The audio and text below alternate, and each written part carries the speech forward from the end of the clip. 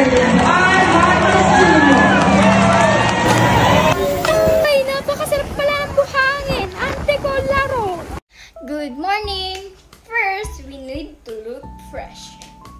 Get ready with me. Samahan niyo akong pumasok ngayong araw na to dahil nga makikita natin si Bongbong Marcos. Siyempre, papaganda tayo ate ko. Endgame na naman ang ate niya sa ganda-gandahan. Siyempre naman para magmukha tayong first lady. Siyempre, gagamit tayong sunscreen ate ko. Hoy, bakla, wag mong sobrahan. Magmumukha tayong white lady. Bakla, dapat fresh-fresh lang ang atake natin dito. Ate ko, you use tint to look fresh. Bakla, pagkalas natin magpa-fresh, eto na naman yung ate nyo sa ganda-gandahan. Hoy, walang ganon.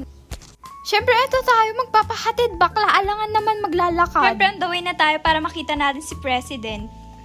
Habang naghihintay tayo kay President, siyempre, magbibideo tayo dito. At ito palang ginagawa ng mga public servants. Ko rin naman yung pagmumukha ko. Ikita niya naman na nagtutulungan ng mga tao. As you can see, they managed the crowd to be calm. Kaya naman walang gulo. Our President Bongbong Marcos visit Nueva Vizcaya to help Nueva Vizcaya because of Bagyong Pepito. Grabe talaga ang damage. Sobrang init ng pag-welcome natin sa kanya.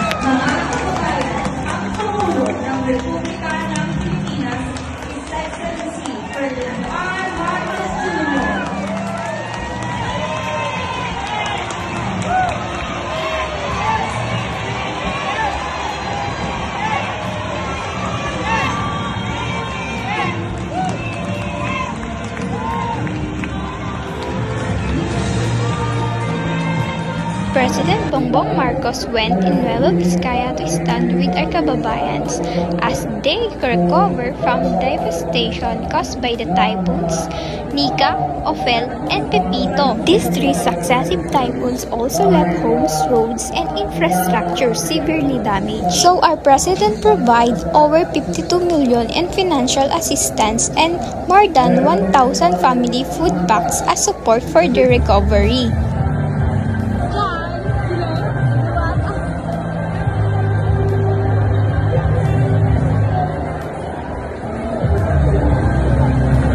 Pagkatapos mamahagi ni President Bongbong Marcos ay nandito na naman tayo sa Nueva Vizcaya State University of Bambang. Everyone want to see our President Bongbong Marcos to show our pasasalamat, support, and love to our President. And let me show you how.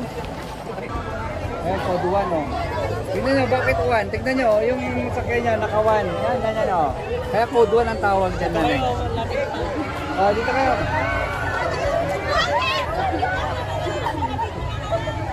Ayan, code 1, tignan yung number nyo naman. Ayan siya o.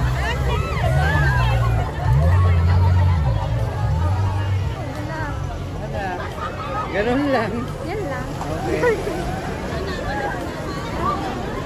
Bakla, pagkatapos dumaan nila Bongbong Marcos, syempre pupunta tayo dun sa gilid para makita ang kanilang helicopter. Samahan nyo kaming pumunta. Intan, yun! Syempre ate ko, habang naglalakad kami dito, naproblemahan ako. Bakla, ito yung problema ng mga maliliit. Paano naman ate ko, napakatangkad ng mga tao? Syempre napakaliit pero okay lang, nakapag-video pa rin. Bakla, dito mo matutunghayan napakaraming ignorante na katulad ko. Syempre dito nakasakay na si Bongbong Marcos sa kanyang helicopter. Inspect province condition after Super Typhoon Pepito devastated Nueva Vizcaya. At bakla, napakaganda talagang panoorin ang mga helicopter na ito dahil napakahangin. Bakla, hindi namin to inaasahan.